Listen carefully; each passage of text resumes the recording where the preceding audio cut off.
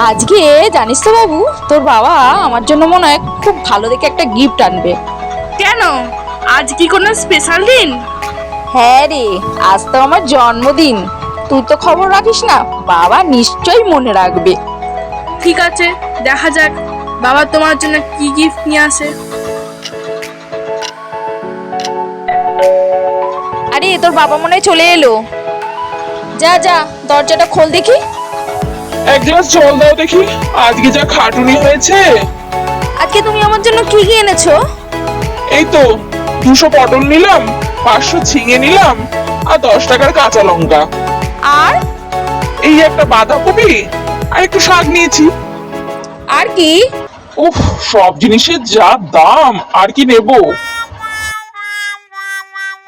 বাবা, আজ রাতে ডিনারটা না করে শুতো, কারণ আজ মায়ের জন্মদিন।